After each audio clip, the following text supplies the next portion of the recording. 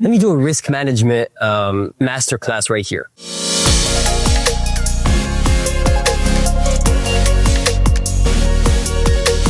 And let me show you why I trade low risk to reward and why I think high risk to reward is the best thing for live accounts. Okay, but low risk to reward is the best thing for prop firms. So there is a big reason why I play one-to-one risk to rewards, and the reason is because of variance, okay, and your overall drawdown that, let's say, Tradeify gives you. With a 150K account, you have 6K drawdown, which means that, let's be honest, it's a really good drawdown. But if you want to get a payout with, $500, $600 of risk, it will take you at least a month and a half, 2 months, all right, and with a win streak. So the reason why I take low risk to reward trades and go for a little bit of a heavier risk in a sense, let's say I go for $1,000 of risk or 800, 900, is because of the concept of variance. Variance means the difference between your best possible outcome and your worst possible outcome, okay? And that concept makes or breaks your trading. Why? It doesn't mean that you have a profitable system that you're necessarily going to make money using Tradeify. Why? It's because of that concept of variance and that overall drawdown that they're giving you. They're giving you 6K, so you need to play with those rules. You can't have too high of a risk to reward because your worst possible outcome is going to be extremely bad with a high risk to reward. So basically, the higher your risk to reward, okay, the bigger the variance, and the lower your risk to reward, the lower your variance. So the less you have less chances of seeing a really bad outcome. Okay, and that outcome we're talking about a loss streak. Okay, so let's say you have low variance and you also have what we call a high win rate. Okay, but that variance concept comes from what we call risk of ruin. Okay, it is called risk of ruin. And what is the risk of ruin? It's how many trades can you lose in a row if the worst possible outcome is actually showing up in your system. Okay, so let's say here, the higher your risk to reward, the bigger your risk of ruin becomes. Okay, so let's say here in this case, let's say you have a 1 to 4 risk to reward. What does that mean? It means that you could easily go on an 8 or 9 trade losing streak. But if you trade with Tradeify, you're going to blow your account. There's a 100% chance of you blowing your account if you go on that loss streak with a good risk amount. So why would you do that? Okay, stop going for high risk to reward trades and stop trying to flip your accounts extremely fast, because that, in my opinion, is just gambling. Okay, overall in trading, you're trading in a strategy that has a certain thing that we call expected value. It's what is the likelihood of your strategy making a certain amount of money, so alpha, in a year. Okay, so expected value. And it doesn't mean that you have positive expected value with a high risk to reward that you're necessarily gonna be able to have to hold your account without your drawdown being hit. Okay, so you need to be aware of that. So what do? I go for lower risk to reward trades, so 1-to-1, but I go for higher win rate, more consistent, and I also go for higher risk, okay, on trades, and that's it. And if I blow my account, there's two possible ways I could blow my account. Basically, I go through a really big loss streak and I accept it. It's all good. We move on.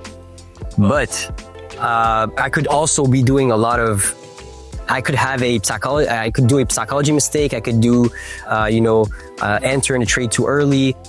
The trade flips on me and then I take a bad decision. But overall, I would say like low risk to reward, high win rate, and higher risk on your trade is going to give you a better expected value overall with Tradeify, I would say. The reason why I do well with the accounts that I'm trading is because I'm attached to the initial investment that I put in the first place. Okay, what does that mean? Let's say I have one singular 50K account. Okay, and for me, I live, let's say, in America. And for me, let's say making a payout of $1,500 is good, but I always compare myself to, is it better to work a regular job? I always have this in mind. So let's say one singular 50K account gives you $1,500. Okay. And that $1,500, you guys think because you're comparing yourself to a lot of unrealistic results, in my opinion, on Twitter and here and there, you think that it's easy to get to that point. When in reality, it's only easy to get to that point after 2 months, after a month and a half of really good risk management, following your system, etc. So knowing this, knowing that it will take me with my system, with my risk reward, with my approach, it takes me 2 months to get that payout. Okay. Am I going to be satisfied with making $1,500 in 2 months? Hell no. No, I can barely eat with that. I spend that in Uber. But let's say what I do is I'll be trading 550K accounts. All right. I'll buy 550K accounts. And the reason why is because first thing, I'll be emotionally attached to the amount of money I invested in the first place. So I will not deviate from my rules. Okay. If I only buy a 50K growth account that costs me $97, I am not going to follow my rules or accept a drawdown period of 2 weeks. It's impossible because I would be better off working a regular job. This is always what I'm saying to myself.